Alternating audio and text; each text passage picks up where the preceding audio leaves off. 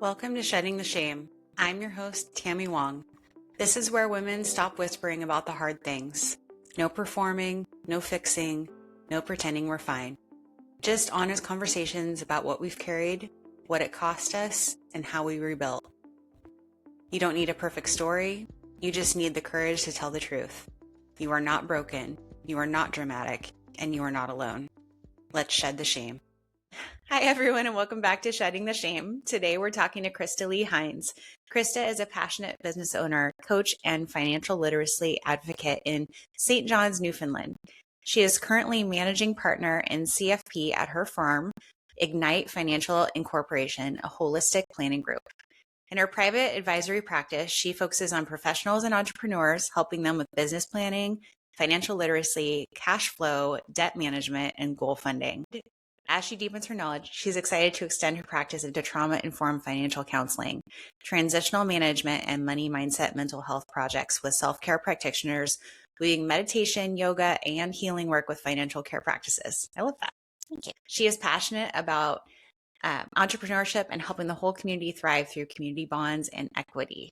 Thank you for joining us today, Krista. Thank you for having me. Yeah, of course. I'm so excited you wanted to talk about this because I think that money and finance is something that women really don't talk about. And it's so important because as a woman to have financial independence is a really big deal. And so I'm excited to get into this and learn about your expertise and what you do around this topic. So when you talk about money stories, what does that actually mean to you? Yeah, so money story is a concept that's gaining some popularity. There's a couple of TikToks. I always base self-care topics on whether or not they have a TikTok. So do have some TikToks now. And essentially it is the idea that we have an unconscious story. And I mean, really, it's pretty akin to when we really started becoming self-aware of where our confidence or lack thereof came from and where our identity with, identifying as a female, gender identity, all of that stuff came from. It all stems from what we learned, what we picked up, and kind of like what we've been genetically and socially coded to grow up with. So your money story is very similar to that in that, what's your earliest money story? What was your relationship with money? What was your household's relationship with money? Did your parents talk about money, or, your community, were you taught that money was a bad thing, or that it was greedy, or that it was evil?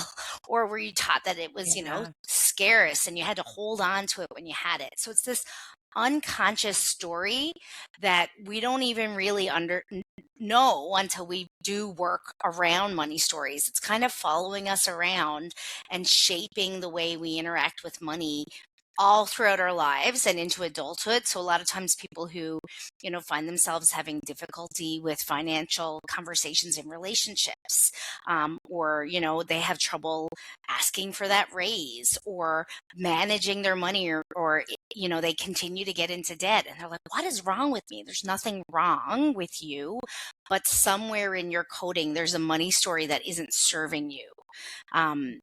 Right now. And sometimes they serve us really well because they create protections for us, but oftentimes they do tend to lead us rather than us being in charge of them. So a lot of the work that I do is, okay, we got to recognize what your money story is. Now we have to understand how we can rewrite that so that you're in charge of it. So you shared that money hasn't been an area of shame for you in the same way that it is for many women. So what do you think shaped that for you, and why was it different for you? Genuinely don't know. That's such an interesting question for me. And I get it a lot. I'm like, why, when I haven't really been able to look at other parts of my life with the amount of clarity, I have no idea, because I did not have a great money story. Money was very inconsistent. So I think that I was always, I was bullied as a kid, and I was always sort of a little bit on the outside. But for some reason, it was always very strong in me to say, just keep going forward. There's no reason to feel bad. about something in your life, everything is figure outable. I Mm-hmm. mean, that definitely came from the tenacity of my parents. My mother always said, don't define yourself by what other people say about you, and it doesn't matter. It's all about how you feel inside and all that wonderful stuff. So I guess if I really had to put a circle around it, it's those words of wisdom. But I just never, like I always say, I'm not emotional about money. I'm emotional about like literally everything else in my life. But for some reason, I'm able to separate it. And I think if I really, when I really sit and do the work around it, it's that money was very emotional as a child, like from, from the adults in my life. And um, there was a lot of emotions, very, very deep, strong emotions around it. And so maybe part of me really early on, like shut that out and saw that as a bad thing. And then there was like this natural separation between money and emotions that I built up almost out of necessity. And like now it's a superpower, so I'll take it. Yeah, it's serving you well now. Yeah, So it's literally led you to what you do, yeah, which is exactly. amazing. So, and helping the rest of us who have have this problem. Yeah. So, what are some of the most common money stories or beliefs that you see women that you work with carrying? Uh, shame, shame, guilt, resentment. Those are the big ones. There's not very many positive ones. Every now and then we get there, but when people are coming to me, whether it's in the traditional space that I work in, where it's, we're saving for retirement and all of those kind of very common place pieces why people interact with financial industry, or it's in the more, the new pieces of the counseling and the coaching pieces where people are dealing with some pretty severe trauma or obstacles, debt, those types of things, reoccurring patterns. It is never on the surface what they originally identify it as, which is always really interesting. A lot of people will on the surface identify it and say, well, I don't want to be obsessed with money. I don't want to be one of those people. And then when we peel it back and really look at what led them here, it is typically like, oh, my parents always thought about money. So there's this resentment. There's this feeling that money means fighting or money means negative. There Mm, was never a celebration of money, or, everybody always says money can't buy happiness. I'm like, well, it can sure as heck buy a lot of the other stuff. So we might as well focus on the good. So that they would definitely be the biggest ones. It's like, there's an identification that like I'm not wealthy because that means, I'm keeping up with the Joneses and I'm doing all of these negative things, guilt, mhm. resentment, so much shame around it. And also like fear. There's a real healthy dose, well, I guess unhealthy dose of fear when it comes to money, for women and men. That one's pretty 50-50, but for sure with the women that I deal with, there's a tremendous amount of uncertainty and fear around the whole kit and caboodle around money, from investing to growing to budgeting to, do I have enough to take care of my family? And all of that that would probably be the overarching one for sure. Yeah, I mean, it's hard to know what's enough, right? And especially now where prices of everything have gone up, that's an even bigger concern, I'm sure, for people Well, and even now. defining that enough piece, it's like, what do we even Yeah, base that on, right? Because for some people, totally. enough might be my bills are paid, there's food in my fridge. And for some people, enough might mean a family trip every year and all of those other things. So, unless we really have a good handle on what our goals are, what we want in life for us and for our family, that enough is kind of elusive, right? And that then Yeah, creates a really negative cycle with never feeling like it's enough. And, this is the biggest yeah, obstacle that, people who don't give to charities or things like that, it's like, well, I need it for me. And there's this real lack and scarcity mentality because the world is a very big scary place right now, and we really don't hmm, know, like, are we going into recession? I mean, we've been told for 2 years now that we're going to go into a recession. yes, exactly. Interest rates, we just got some relief with interest rates, and it looks like we're under pressure that they might start increasing again. So like, the world is a much, in some ways, more transparent place now, which does a lot to feed into financial fear. Because before, I mean, if you ask the everyday average Canadian about inflation and interest rates, they would not know how that impacts their personal finance, or how like the current economic situation overseas is impacting what we pay for gas at the pumps. Like, they would not have necessarily made those connections. Right. But now it is all over our daily news. It's all over our social feeds. It's everywhere. It's in Mhm. every part of our life. So that is just a breeding ground for fear. So it's Absolutely. completely understandable why we would, um, why we would feel that way. It's just, and it takes, that extra step of kind of breaking that down and understanding it and going like, okay, so yeah, I'm afraid of this, but let's actually see like where we are, me and my little nucleus, in the grand scheme of all of this, and how does this actually impact me, rather than just being afraid, because that's kind of what the media is selling us, right? Yep. I mean, they got to get their clicks, Yeah, right? I'm not a conspiracy theorist, but every now and then No. something I say, I'm like, oh, maybe I am.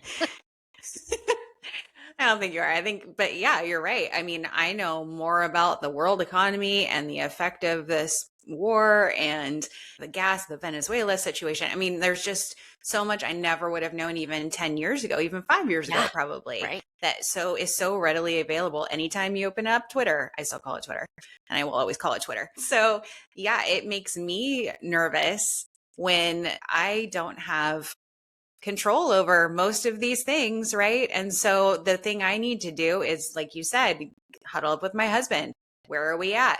What are our goals for this year? What do we realistically need? Okay, where can we cut back if like we're feeling a little nervous about that? Yeah, And that, I mean, I'm very lucky that my husband is very financially literate, and we talk about money all the that's time, fantastic. and we're very like planful. I mean, we're planning a renovation, so we have to be very planful right now. That we've been wanting to do for 6 years, but we haven't, because we're like, nope, Yeah, financially, we need to wait, but you're right? getting there now. Exactly. But it's interesting what you were talking about in the beginning with the cultures and different families that don't talk about money, because I grew up in small town Nebraska to a pretty, I would say, middle class, but like less than middle class a little Sure, bit. yep. I mean, we did not have a lot of money. And so, and my parents did not talk about money ever. My mom was the one who really kept track of the book. She had an actual book that she would, write things down, her little ledger book. I remember that well. But we didn't have a lot of money for excess things. But I also didn't know my parents' financial situation. Even when I got older, like didn't know what was in their will. I didn't know what kind of debt they were carrying, Exactly. all of that. And whereas my husband's family is very different, he is Chinese. His parents are both from Hong Kong, and they talk about money all the time. Very And transparent they're, financial culture. yes, We have so much yes, to learn.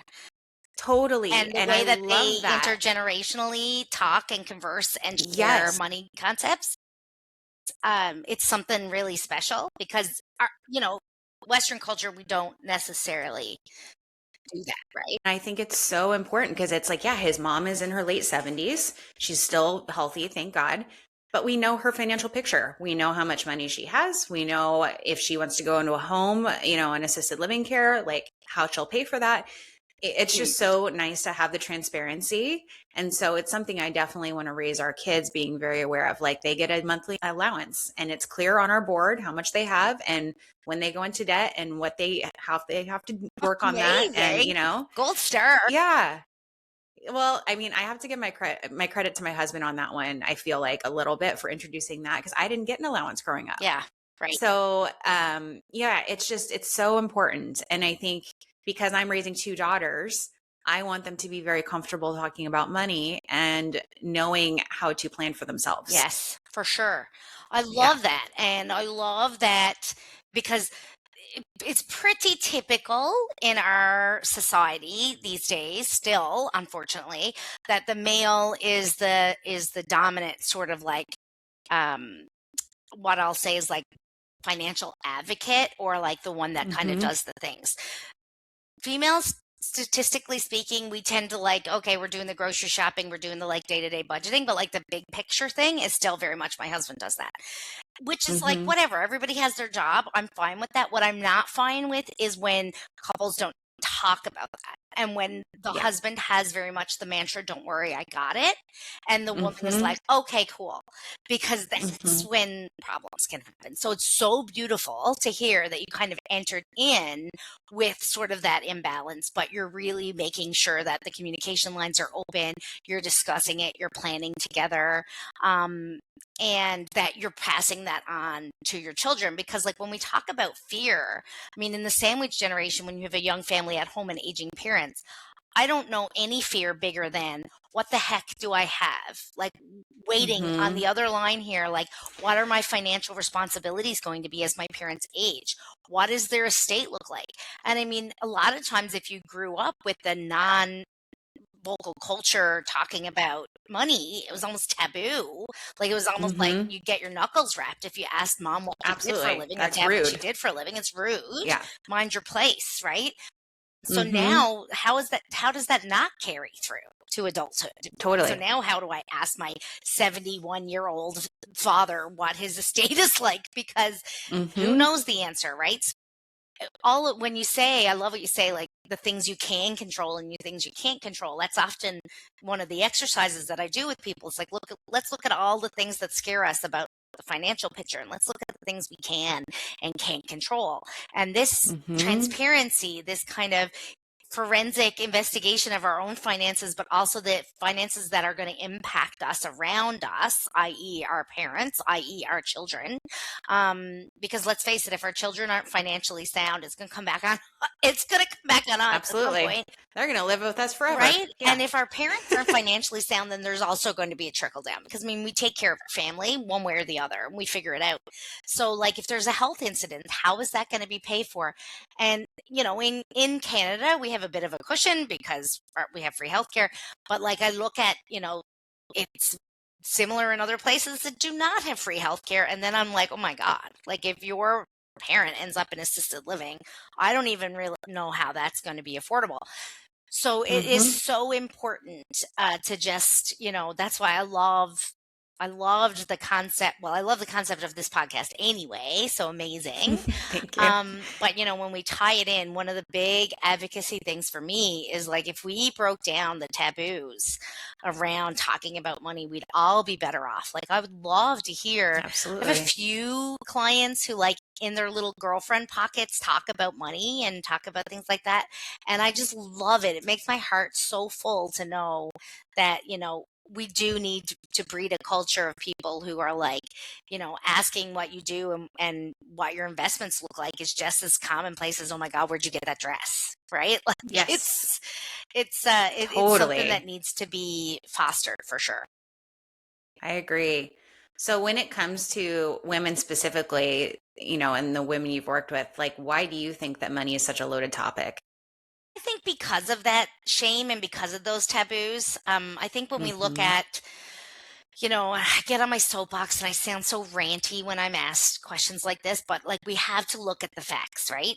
So the concept about money, the concept of the bank accounts is a fairly old concept, but like it was the 70s before a woman could get a bank account without her father or her husband. Right? So like It's just when we look ridiculous. at the makeup of our society as a whole, we have had money in our hands that was ours, like that we could say, this is mine and I can control it for a heck of a lot less time than our male counterparts. That's just the way that it Mm-hmm. is, right?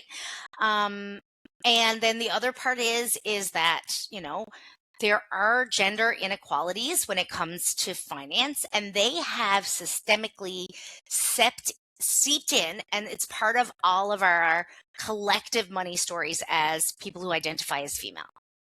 So when we're talking about money stories, again, not to go back to that, but it is an important concept to wrap our heads around is a lot of the blame comes from, oh my gosh, I can't believe I did that. When in reality, you didn't do that at all. So much of that was subconscious.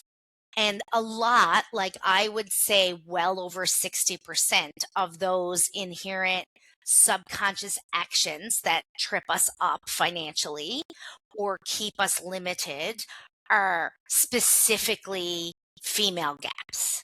So it could be, the wage gap that's still existing. I think that wage gap is just as much an issue of the fact that, we tend to be the primary caregivers. We tend to be absent from work more. It's not just dudes get paid more than girls. There's a whole bunch of factors trickled in there.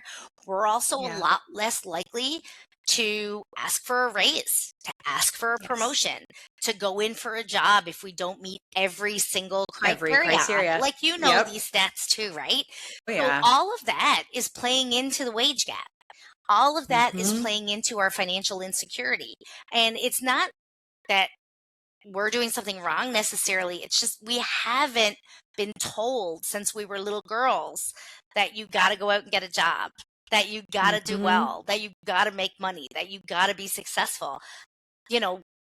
We're hopefully starting to tell our little girls that now.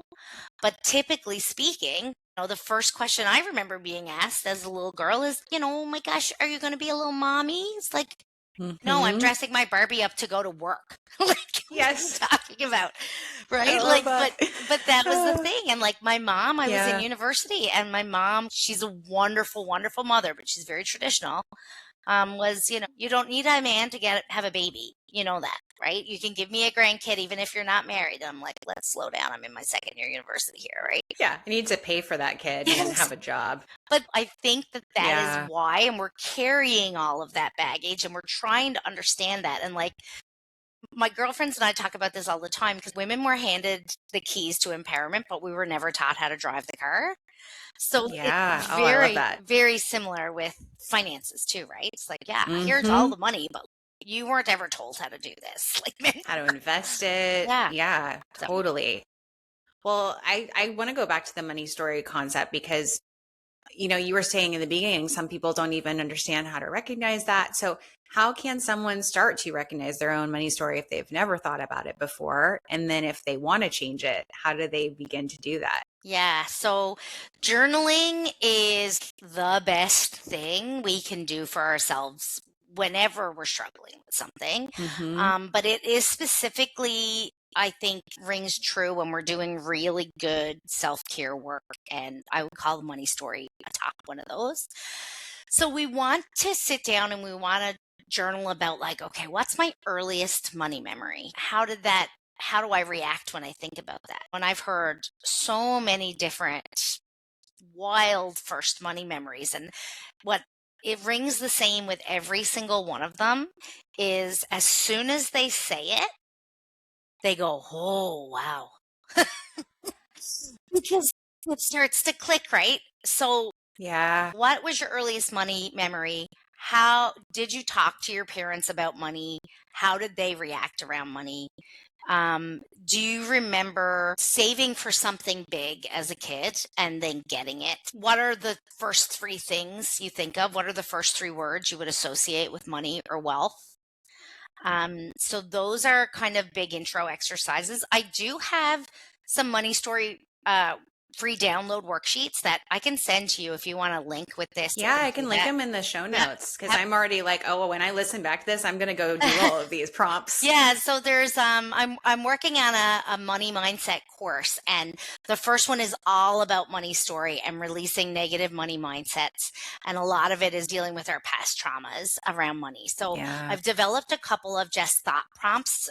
They can be done as worksheets or they can be done as journal prompts for longer self-directed exercises. And that would be the big first step that I would tell people to do. And then to start turning it on their head, I would look at, like, for example, what are the first three words you associate with money?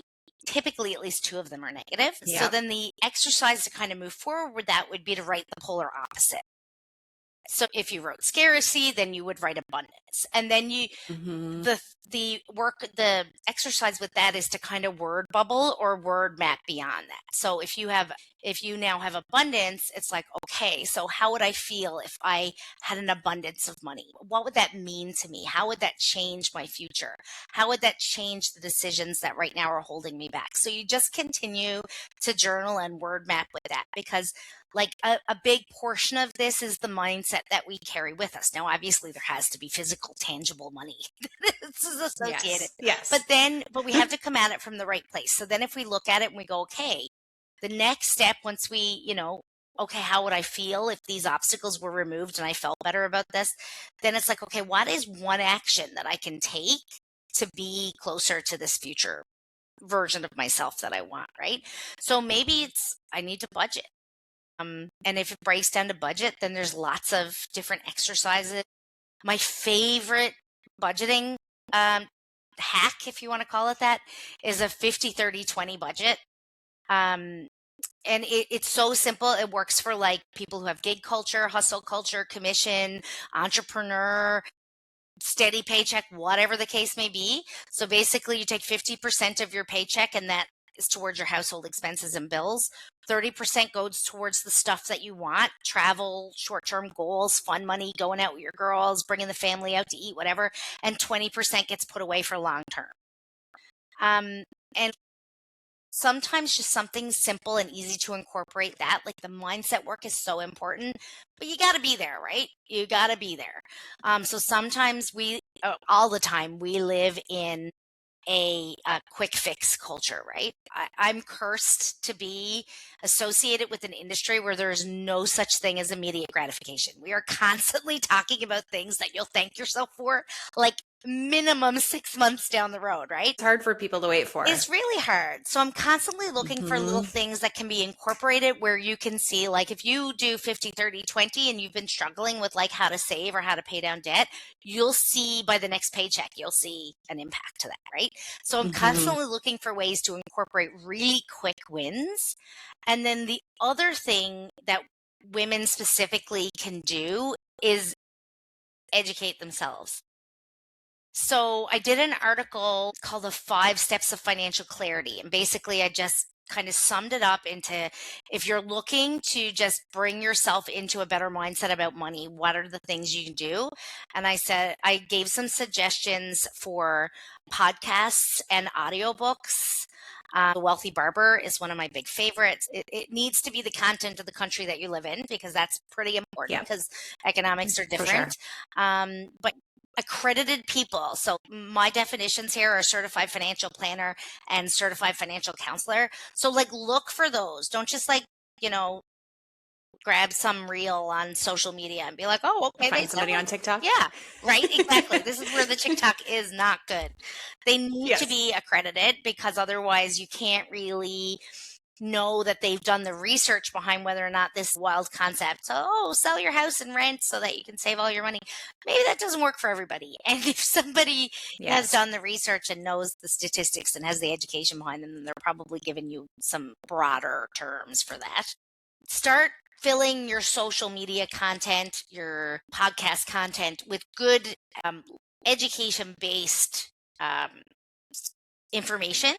And then the other thing would be the 50-30-20 and the concept around getting a little bit more comfortable with investing and having that little money. So it's conversations with your partner, conversations with your girlfriends, conversations with your parents, to just break down those walls that oftentimes we build around ourselves or are built around for us, to keep us from having those conversations, right?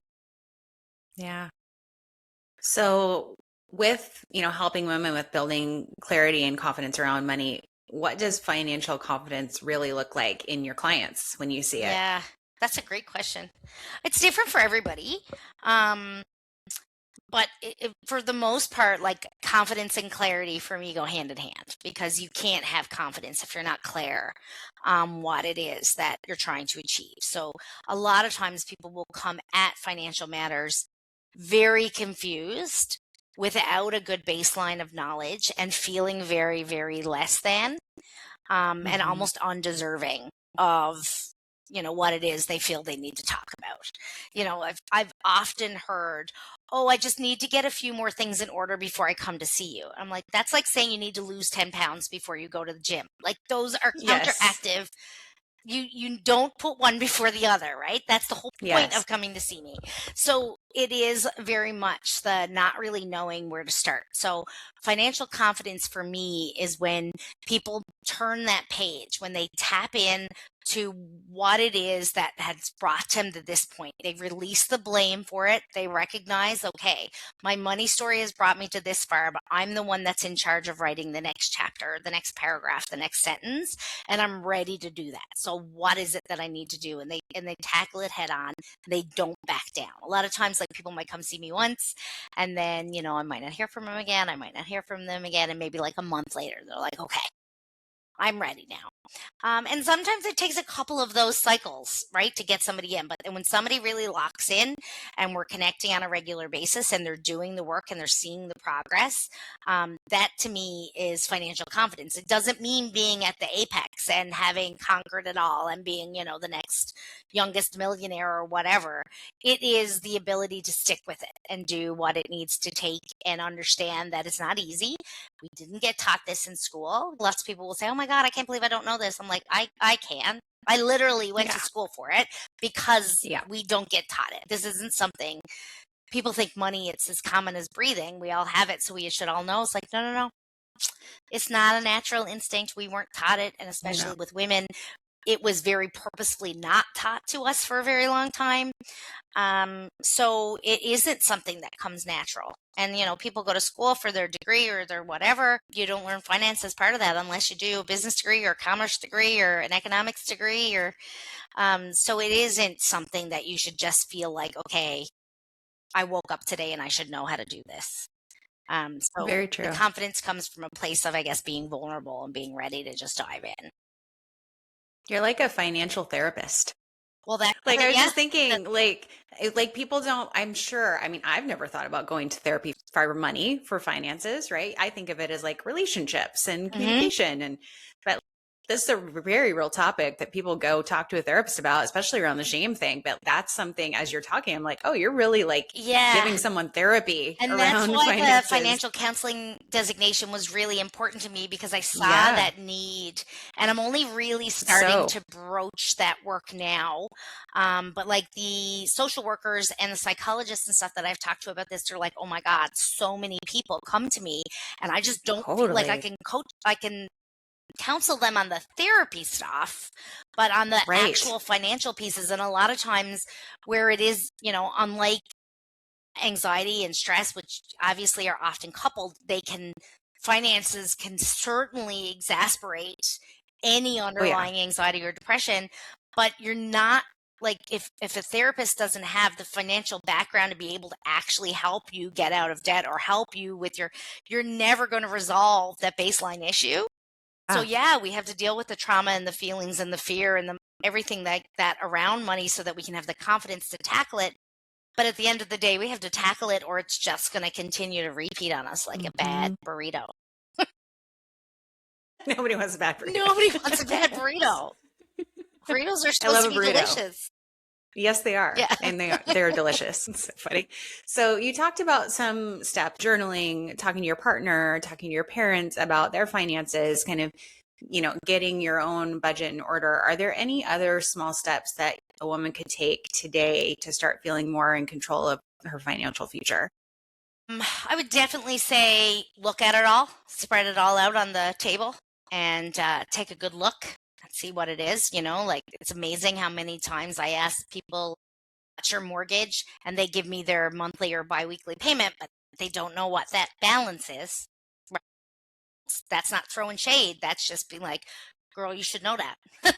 Get knowing that. You should know how much more you owe. And it's like, how much you get paid? Oh my gosh, I don't know. Let me check my paycheck. I'm like, you should know that. You should know that for a couple of reasons. Because, should you be getting paid more? Right? And the another quick takeaway would be certainly to, if you have a group planned through an employer, or if your partner has a group plan through your employer, know what that is. Know how much is in there, know how much goes in there on a regular basis. Like, these are things that we take for granted, but knowing or not knowing could be the difference between you being okay or not being okay. Right? Like, so many Absolutely. people are like, oh, I just got laid off, but that's okay. I'll just have to take from my group plan and worry about it later. I'm like, well, I'm sorry, but your group plan is locked in and you can't access it. And then they're like, what? And then they're mad at me. I'm like, I didn't make the rules, man. I'm just reading it. So just Totally. knowing is surprises are not good. I mean, unless it's like winning the lottery, or like finding out that you had a long lost great aunt that you really don't know, so you're not sad and they just died and left you all their money. Those types of Yeah. surprises are okay, but That doesn't otherwise, really happen though. yeah. I mean, I do have one client story where that legitimately happened too, and it was Oh, wild. amazing. But it doesn't Amazing. happen very often. No. And surprises are for the most part not great when it comes to finance. No. So I think the biggest thing would be just the awareness around it. And then I always ask, okay, now how does that make you feel? So you just found out about your group plan. What's in there?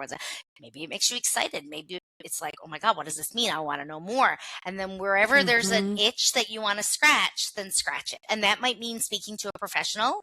I do encourage people to speak to their professionals. I am not bank bashing at all, but I really encourage people to step outside the banks when they're looking for advice, just because the nature of the background, the education that goes along with it.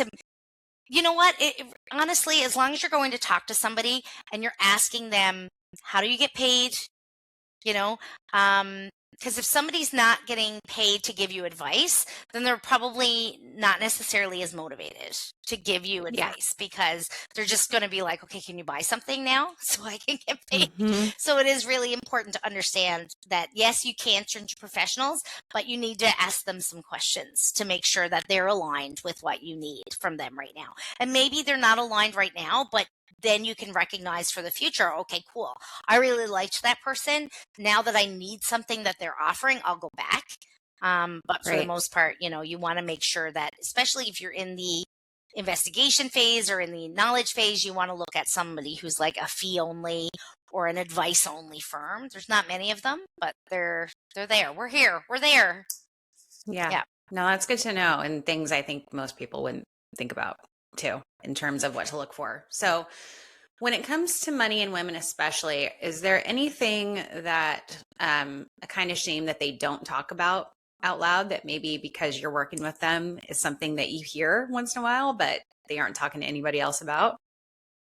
I mean, the feeling of being less than is huge, right? But I'll say it's not shame necessarily, but it is. There's a lot of questions about what happens if I'm alone, right? So especially if they're we'll call it older female, that maybe has never had a partner or currently doesn't have a partner, there's this like shame that I have to do all of this myself. And how am I supposed to do all this myself? And then for somebody in a relationship, there is my friend's husband just up and left, or my whatever. What do I do? What are my rights? How do I make sure that what I'm building doesn't get taken away from me? Nobody wants to talk about a relationship falling apart or them losing their job, but there is very much an undercurrent of, gosh, if anything were to change about my life right now, if there were an unexpected bill, if there was unexpected change in income, what would happen? And with that comes this constant feeling that I'm not doing enough. I haven't saved enough. I'm behind. I should be further ahead. I haven't done enough for my kids. I haven't done enough for my parents. I haven't done enough for myself. So there is a lot of blame. And to me, that blame comes from uncertainty. Because again, if we have unanswered questions, there's no way that we can be confident about where we are or what we've done if there's unanswered questions. I always use the example, like I used to hate car shopping, hated it. because I had zero confidence. And I knew I was going to walk in there and somebody was just going to take me for a ride, literally and figuratively. Yes. Then I moved into getting electric vehicles. And my first experience was really, really hilarious because I was like, I think I might know more than you do about this. Oh, nice. Because I was a very early adopter. And then I drove the same car for 10 years because I was like, I did this right. I'm going to drive this thing into the ground. So, just recently it was time for me to start looking, and I was putting it off. And like my husband looked at me, he's like, why are you putting this off? Like, is it about money? Can we not afford a car payment? Like, what's going on here? And I was like, it's a confidence thing. I don't want to be put in a position where I feel like I'm being mansplained to. I don't want to be in a position where I feel decision paralysis. And a lot of times with financial matters, there's an element of decision paralysis too, because it's what if I make the wrong decision? Right? Well, exactly. Right. And investing, like women are terrified. If you give statistically, they do all sorts of these tests and everything every year. And they surveyed a bunch of men and a bunch of women. And they said, if we gave you $1,000 right now, what would you do with it? And, something like 80% of the men were like, I'd invest it. And something like 80% of the women would be like, I put it in a bank account in case I needed it. Right. Which is beautiful because we want to take care of everybody. Right. And we want to make sure we're okay.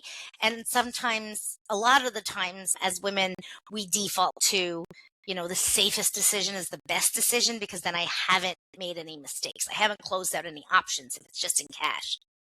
Yeah. But because of that, on the whole, we are far less wealthy from an investment standpoint than our male counterparts, because if we're not investing our money, it's not growing. Right. Mm-hmm. And there's a pretty disturbing statistic right now that there's about $30 trillion that are going to be in motion starting in about 2030, which is only 4 years away. And it's going to move from men to women. And the reason for that is we outlive our spouses. The baby boomer generations are all starting to die now, and we're the recipients of that money. Mm-hmm. So it's going to start falling to the women, and then it's going to go to the next generation. And for me in the industry, that's a bit terrifying, because if you're giving it to a population of people it's going from a population who maybe some of them didn't do great planning because of the baby boomers. So that financial education thing was a bit of there's definitely the younger portion of the baby boomers who are doing quite well with that. But like the first generation of it. And then you have the generation of females who we already know are less financially literate and less financially confident than our male counterparts. Then we have the next generation, which aren't being talked to about money and are getting most of their advice off of TikTok. And what's going to happen to that? Are we going to be good stewards of that? So sometimes not making a decision feels like the safest decision. But when we look at the grand trickle-down effect of that, it's not necessarily. Like me not getting a car at the point last month where I had to be faced wasn't an option anymore. I had to get a new car. So I buckled down and I did a whole bunch of research, and I went in and I talked to a bunch of people, and the person who I felt most confident with, they seemed like a really good person who genuinely cared about what I had to say. They might not have been the most knowledgeable, but I was like, okay, we can both do research together. But they really listened and they really cared about what I cared about, and they didn't try to haggle me, and they weren't trying to sell me a product. They knew what I was there for. So I think that aspect is something that I think women don't give themselves enough space to explore, is that, we are on the whole, we often have the weight of our entire world, our family and our children. And what if I make the wrong decision? And that is debilitating sometimes, to our detriment. Yeah. What do you want women to stop believing about money, and what do you want them to start believing instead? Well, I wore this shirt because I love it. I want people to. So if you are listening only, it says, I love money and money loves me. It's awesome. And I think that would be it, right? Like, I have developed a really beautiful relationship with money where I understand how much is enough. I understand what it is. And I didn't get there overnight. And there are still days where I question it and I stress. Sure, nobody's perfect. But I've done the journey of understanding, what does money mean to me? Money is not evil. Wealth is okay to have. money can buy happiness insofar that it buys shelter, it buys food, it buys experiences, it lets us take care of our kids and our family and our loved ones. It can't make you happy if you're not a happy person. And it can make you really, really sad. But Yeah. when it's not the money that's doing that. Money is an inanimate object, so it's a tool. And it's a tool that we need to understand how to use. When we use it to the best of its ability, then it can do some really beautiful things. So oftentimes when we hate money or we're afraid of money, it isn't actually the inanimate object that we have those feelings for. It is all of the stuff around that.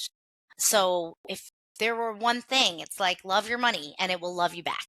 That's kind of my little tagline, my little mantra, right? I like it. Yeah, and like you said, it's not the money itself, it's what it represents in your story. Yeah. It's not right? about being As you were talking about. materialistic. That's not my message at all. A lot of people are like, Totally. I love money, or you're materialistic. I'm like, no, no, no, no. That couldn't be further from the truth. I am like the opposite of a hoarder. People are looking for things in my house. I'm like, I threw that out. We didn't need it. Yeah. So it's not a materialistic thing. It is the concept of it, because I love money because it allows me to give to organizations that I believe in. I love money because it allows me to, if my daughter is having she just got diagnosed with ADHD and anxiety, and she was having some real struggles, and I was able to use money to get her the resources that she needs so that she Exactly. can walk her journey to the best of her ability, right? Like that is why I love it, because I understand it. I work to have clarity around it, and I understand that is a tool that it can be used against me, or I can use it to better myself and my family. And that's the choice we get to make, and that we should make. Well, and increasing our financial literacy as women gives us so much more freedom. Oh my God, financial independence. And just like if you are choosing, or if you feel like if you're in a bad relationship, I mean, we're going to the extreme end of this now. But if you're in a bad relationship, and I have had this been said to me, but I can't leave him because I wouldn't be able to make it on my own. I'm like, first, you need to know your rights, because there is supports in place to make sure that you're not destitute. And second, that doesn't sound like a choice now. That sounds like a situation, right? So we should never be in a job that we don't love. We should never be in a relationship with somebody who doesn't make us feel like the best version of ourselves simply because money. Right? Then it's not a choice. So if we have that little bit of independence ourselves, if we have that little bit of something to call our own, and for every woman that looks different, like for some women that means their own bank account, for some women that means their own savings account or their own investments, for some women it's a little side hustle, and I keep what I do from my side hustle, that's my money.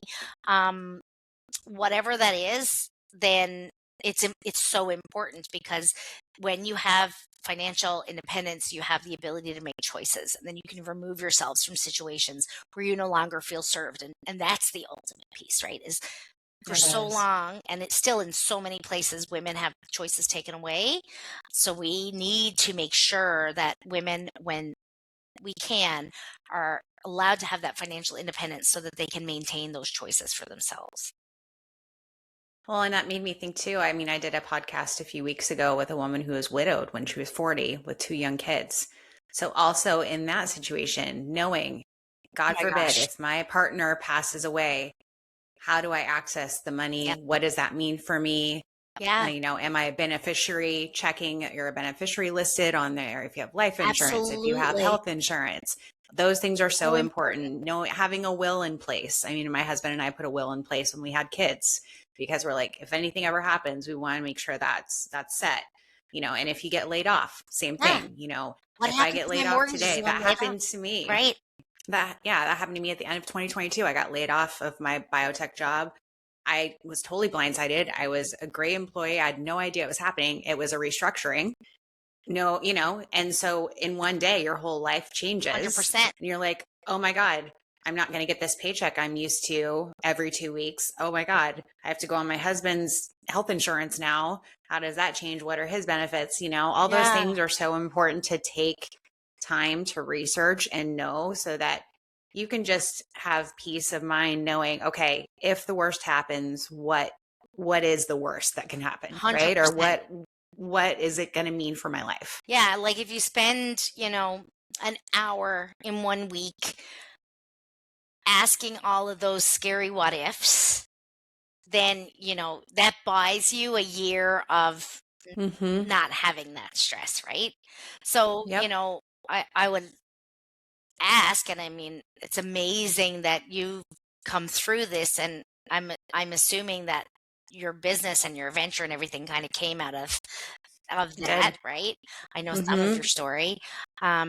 So that split second of uncertainty and oh my gosh was followed by so many positive, okay. I mean, you obviously knew your husband had health benefits. Some people don't even know what that situation is. So it is, Mm-hmm. you bring up such a beautiful point, and thank you for sharing that, because it is so important. It comes back to that transparency and that understanding, right? Mm-hmm. So many people say like, oh, I found out about my long-term disability when I got disabled and I found out that it sucked. I'm like, well, that does suck really bad. So, Mm-hmm. maybe if if people spend like 5 extra minutes reading their intake package when they're onboarded to a new plan, they know those things, right? I always say to people, just because you have health benefits and they have health benefits doesn't mean you both shouldn't be on it in some way, shape, or form, so you can easily do that transition. These little Mm-hmm. things, right? Like, and even the will, like some people are like, oh, I don't need a will. I don't really have any money. I'm like, well, if you have minor kids, all that money is going to be kept from them and the trustees until they're Yes. 18, and then they're going to get the keys to the whole caboodle. So like, is that really Mm-hmm. what you want? So it's those things that we don't know. They're not commonplace knowledge. That when those big instances happen, if somebody were to get sick, do you have financial power of attorney? Um, if I were to lose my job, what happens? Is there any sort of benefits on my mortgage payments or anything that can waive them for a little while if I were to lose my job or become disabled? You're so right. And a lot of people just feel like, why would I need to know that? I'm like, I hope you never need to know that. I really, truly do. And like when I'm sitting Mm-hmm. with a client, especially like I said, in the traditional space, it's like, oh, I don't know if I ever need life insurance. I'm like, I hope you never do. I really do hope you never do. I hope you never need critical illness insurance. I hope you never, all of this is like lottery tickets that you never cash. But on that one instance, like that widow, her, um, if there wasn't life insurance in place, it does happen, unfortunately, way more often now than it used to, that younger people are passing away.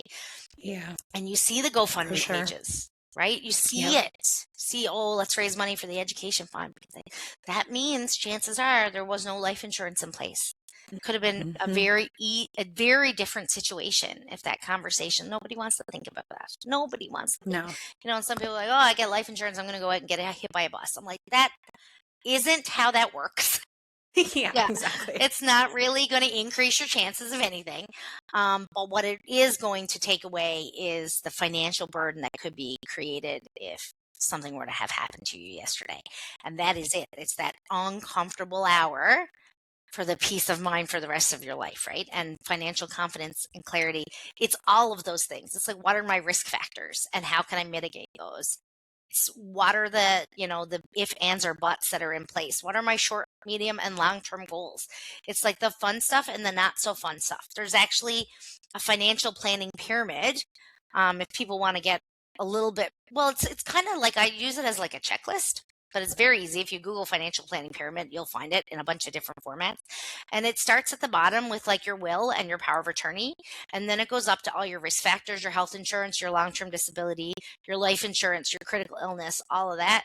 And then the next layer is all your saving strategies, your emergency savings, your house fund, your retirement. And then the next phase is all the tax efficiency stuff that you get to do when Mm-hmm. you're, high net worth, and you need to worry about that stuff. So it's a real beautiful little checklist for somebody who's like, what are the things I should even be asking about? And then each one of those blocks probably represents, a half an hour or 45-minute little conversation that you have to have with yourself or with somebody else to understand what clarity around that piece means. And then that's it, like once you've Yeah. had that conversation, you may need to have it again every year, 2 years, 3 years.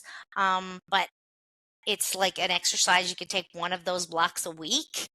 And I think maybe, I don't know, there might be 15 blocks or so. So within 15 weeks, you have a financial plan written for yourself. It'll be rudimentary. It won't be like perfect and polished, but it'll be something that'll give you a It's better heck of a than whole not lot of having clarity. anything. Exactly. Yeah. Exactly. That's great. I will definitely look for that and link that in the notes, because I think that's just such a great starting point for majority of people. Yep.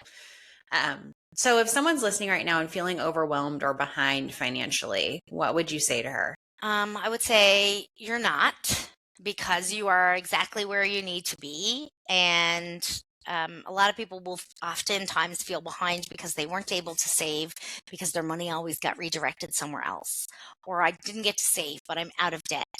And I would say that means you're not behind, because you're arriving at this place having taken care of something. Does that look like what traditional financial success looks like? Well, we got to throw the book out on that.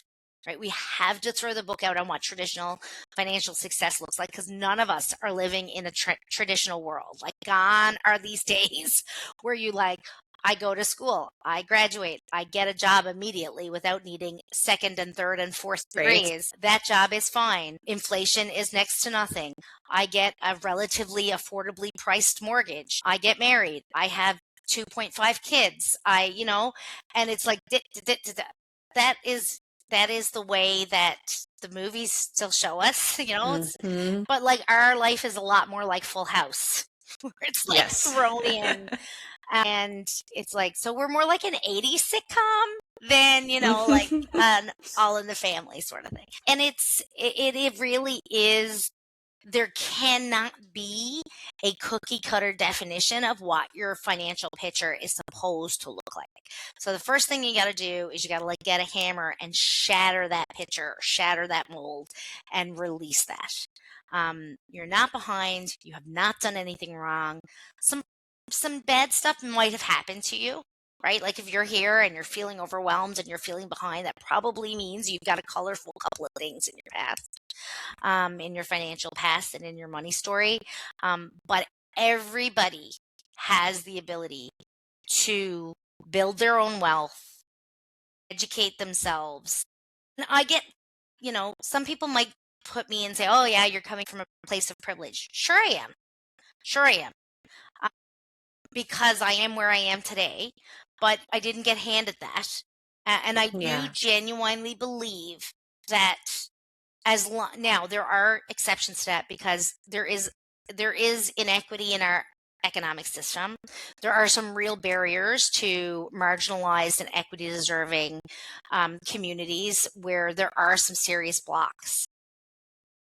Canadian Association for Financial Empowerment is an amazing organization that is really helping to partner with people from, whether it's an Indigenous community, a racialized community, New Canadian, all of the communities that are equity deserving, and partner them with associations that are trying to help remove those barriers.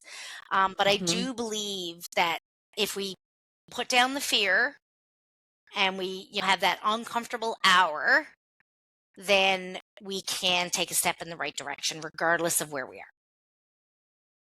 I love that. And I learned so much today. This was an awesome conversation, because even just the concept of money stories and thinking about my money story, growing up without having a lot of money. And I definitely had a fear around not enough, and that has carried into my adulthood. And my husband and I talk about this a lot, because I had to be independent from a very young age. I started working at 15. Wow. And I, paid to go to college. I did not have a lot of family support.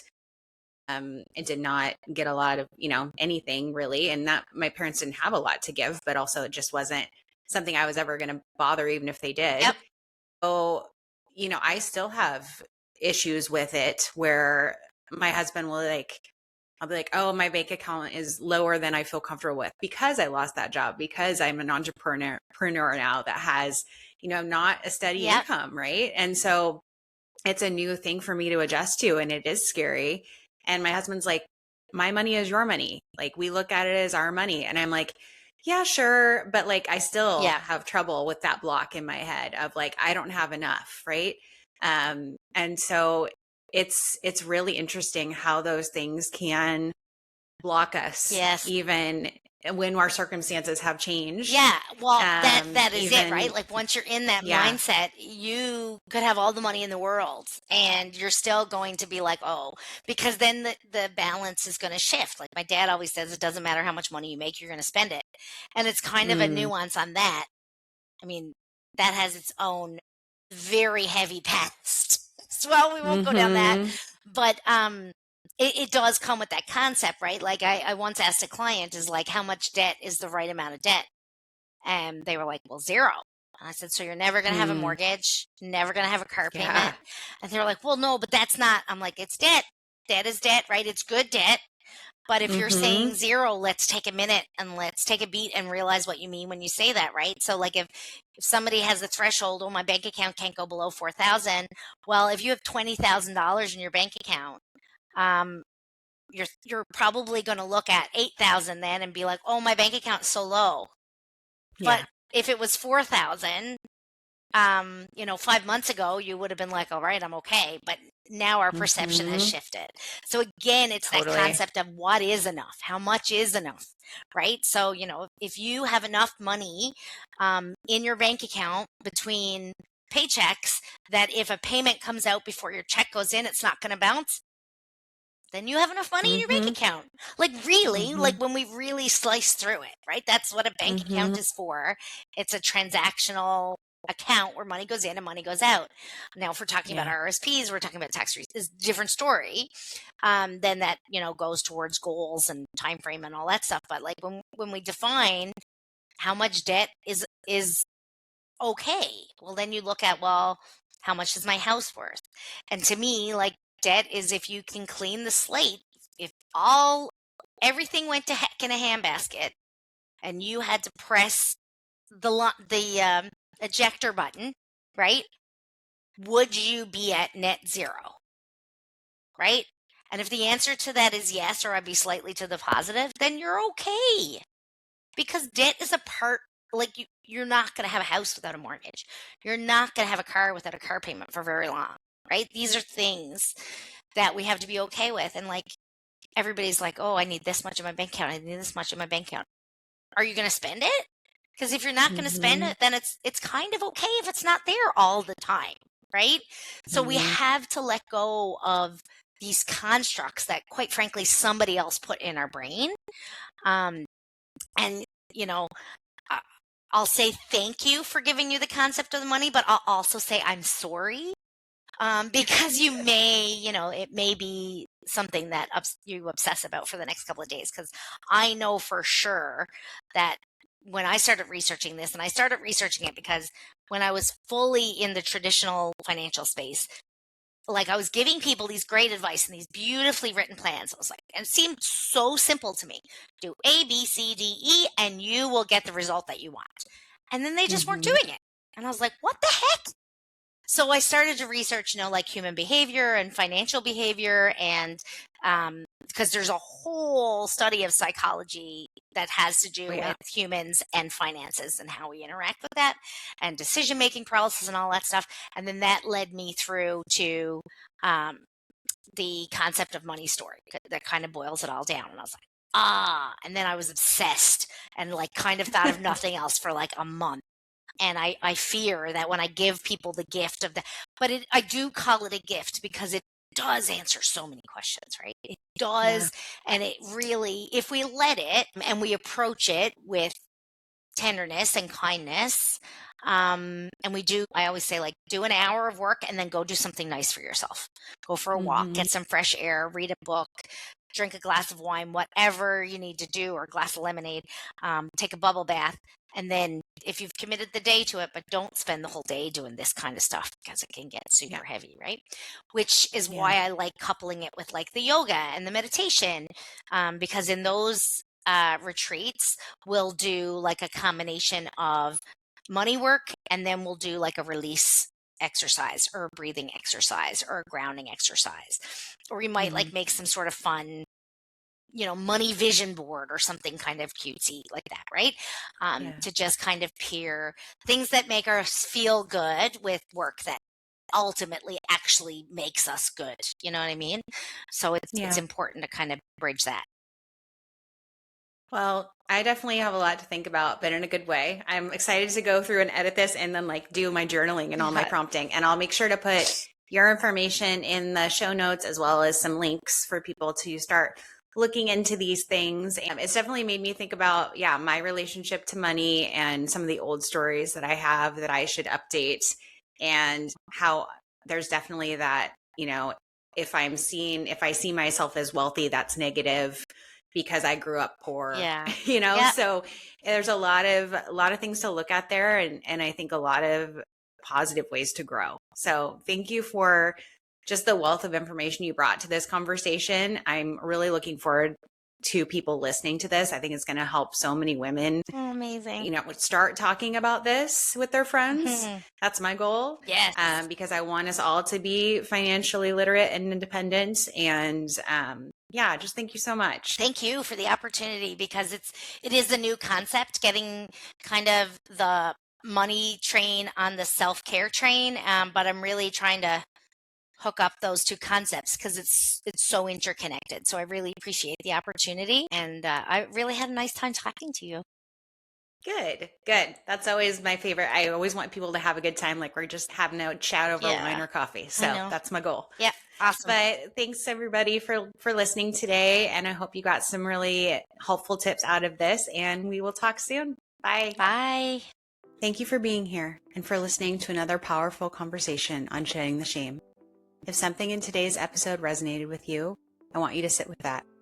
Let it land. Let it remind you that whatever you're carrying, you don't have to carry it quietly. Shame survives in silence. Healing begins when we speak. If this episode moved you, share it with a woman who needs to hear it. Start the conversation. Send the text. Have the brave talk. And if you're ready to stop whispering about your own story, keep coming back. These conversations are just getting started. Until next time, keep telling the truth, keep taking up space, and keep shedding the shame.